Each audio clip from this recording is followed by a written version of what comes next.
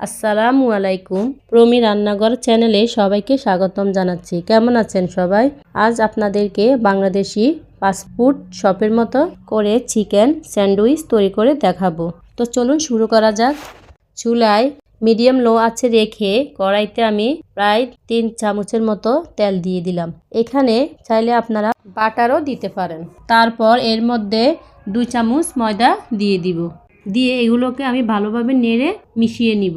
ময়দা থেকে খুব সুন্দর একটা ঘ্রাণ নাকে আসবে, তখনই 1.5 চামচ গোলমরিচের গুঁড়ো দিয়ে দিব স্বাদ মতো লবণ দিয়ে এগুলোকে আবার আমি নেড়ে নিব। নেড়ে এর মধ্যে আমি 1.5 কাপ দুধ দিয়ে দিব।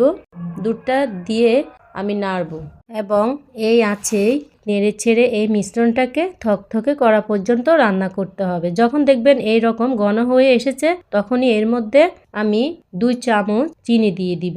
এতে করে স্বাদটা অনেক বেড়ে যাবে। তারপর সবকিছু একসঙ্গে নেড়ে মিশিয়ে ফেলতে হবে।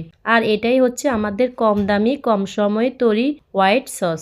এবারে চিকেন স্যান্ডউইচ তৈরি করার জন্য আমি ভেতরের পুরটা রেডি করে নিচ্ছি।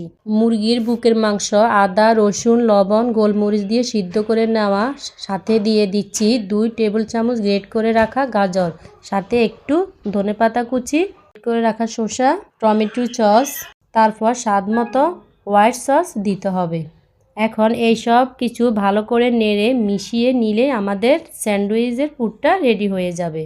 এবারে আমরা স্যান্ডউইচগুলো বানিয়ে নিব।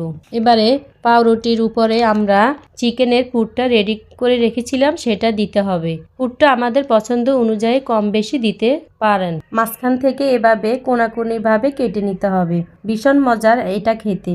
তৈরি হয়ে গেল দারুণ স্বাদের চিকেন স্যান্ডউইচ। আশা করছি আপনাদের সবার ভালো লেগেছে। কমেন্ট করে অবশ্যই জানাবেন। আল্লাহ হাফেজ।